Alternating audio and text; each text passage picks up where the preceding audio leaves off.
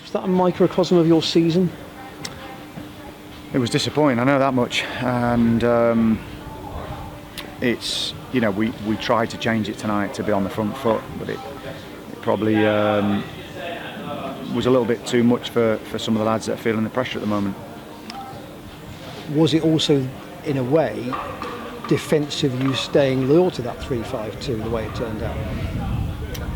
No, because I didn't play that.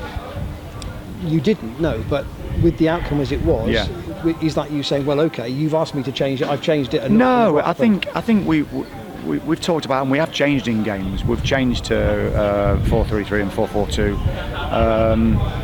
We had we've got a couple of key players missing that do make a difference. Certainly Lawson, with his experience of getting on the ball and being able to pass the ball and keep the ball, a creative player, and we've missed that. And I'm asking a lot of young lads to step up, and it's difficult for them. And there's a group of players that some in their careers will come through that tough period, and some might struggle, and that's the life of a pro footballer. It's not easy. I'm asking the experienced boys to step up and lead, but again, it was a tough test for them tonight.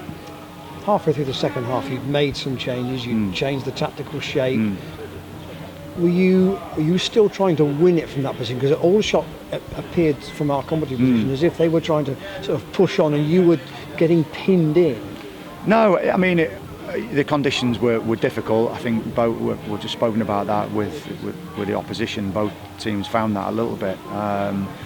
We got penned in, but it was through a little bit of non-bravery on the ball, more than anything, and not passing the ball properly in areas that can hurt the opposition. And as I say, some lads, showed a little bit of tension in their bodies, and that means you end up not risking a pass and sitting back in and being defensive, which is certainly not what we asked for, or not what we worked on. And 6 minutes to go, a terrible time to concede the first goal, because you've got so little time to react to it. That's right. It's it's a cross that we should pick up from, and you've got to stop the cross. It's a basic. Very disappointing. And then the second one with us out of shape. So very poor result. And as I say, it's difficult for some of those lads to be able to get through this period at the moment because of their experience. Thoughts on Ewan's debut? He's coming into a tough environment, but I thought he was positive first half to get on the ball. Obviously it's a different dynamic with energy levels and fitness and strength, but he's experienced that in the league below. He was playing in a team that perhaps have suffered a little bit of confidence in the last couple of weeks, but it's our job to lift them, and it's our job to create that atmosphere where there shouldn't be fear to get on the football. There was at times tonight. You mentioned the word unrest when you spoke to Sheridan on Saturday. Are you conscious that noise may get louder and you have to deal with it? You do have to deal with it. That's the game we're in, and I knew that stepping into it. I knew it was going to be a challenge and a test, and it is. And we've got to stay strong as a group and stay together.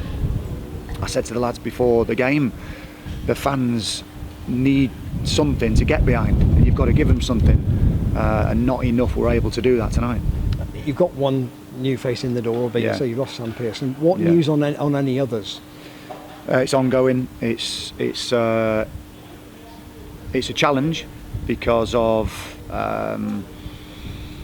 some players choosing to stay at clubs and not wanting to sort of risk playing elsewhere.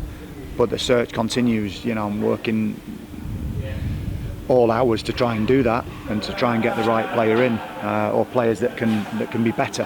And that's, as I say, that's ongoing. You're in constant touch with the owner, presumably, about trying to get every pound you can to help you. Of course, that's what we've got to do, and that continues. We've been unfortunate with a couple that, after a couple of weeks of working, I think that have made a massive difference to the team and to the squad.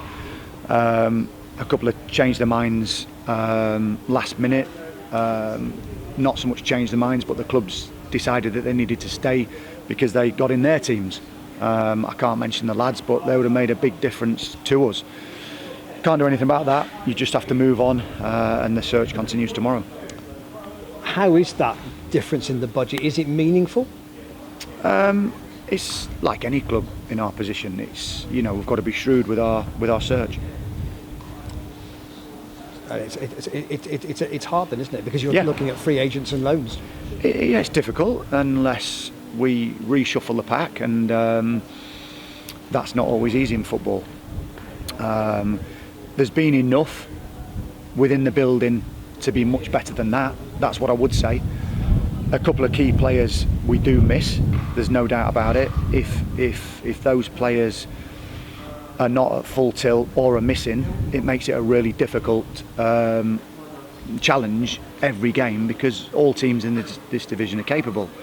You know, we've played at home and played really well against some of the best teams in the league. That hasn't happened recently, and I'm very, very aware of that. And you know, I completely understand the annoyance.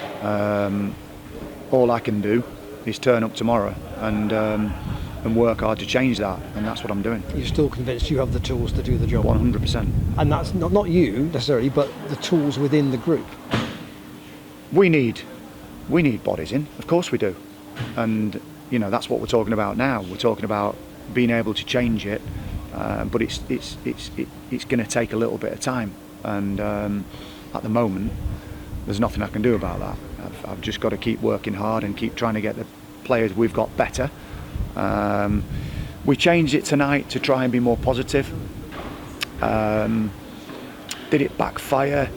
Maybe because of the fear element, where I think the players, you know, at times showed a little bit of tension.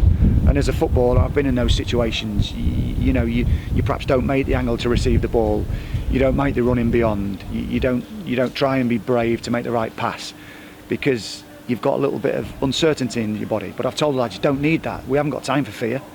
I want the boys to be full on, and that's what disappointed me tonight, because every message going out there was to be front foot, was to press, and was to play high tempo.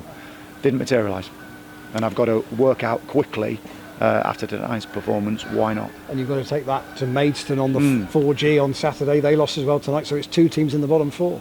Yeah, it is, but you know, like I say, every team, we approach every team the same as whether they're top or bottom, and we'll approach that the same as we approached Wrexham or Chesterfield, in which we played very well, and games we should have won. So and I'll reiterate it, as resilient as ever, because I care about the club and I want the club to do well, but I understand the frustrations, and I understand we need to get bodies in the building quickly. This is the last one.